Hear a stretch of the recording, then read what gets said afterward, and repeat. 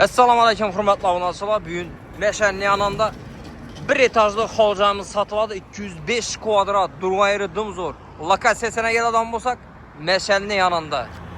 Gittik camımıza bir yerlikte görüp çıkalımız. Evimizə yetib geldik abunasılar. Evimiz Tupik'te caylaşken eken 205 kvadrat. Bismillahirrahmanirrahim. Girgəndə işinin bir ulu dalana girəmiz. Yanımızda umalnik. Dalımızdan ama tapleniyor bu. Evimizin her yeri pol. Nasıl şeytemiz? Bir an tarafımızda bir oldu zalı var. Bu zalından ama tapleniyor bu. Aynası köçeye kara. Kataloglarımızdan belend.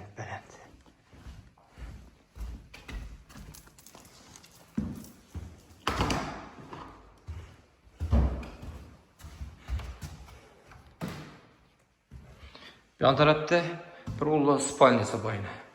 Bu spalnimizden ama tapleniyor bu. Aynası aran tarafa kara.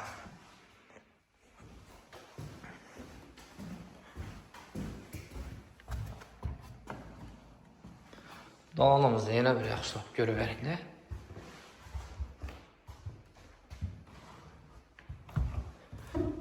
Bir an tarafta bir için bir ulu hol.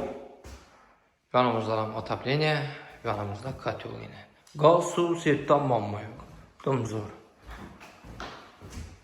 Yanımızda bir işin bir koridor. Bir yan tarafında bir ulu xanası var. Hazır. Gezesi üzerinize yaxşılab görəsi.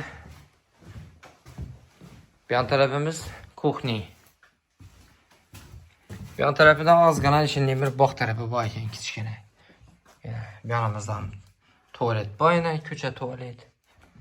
Bu tarafımızda kaladovka. Gelseniz üzerinize yaxşılab görəsi. Pulumu aytdım, yine bir aytamam.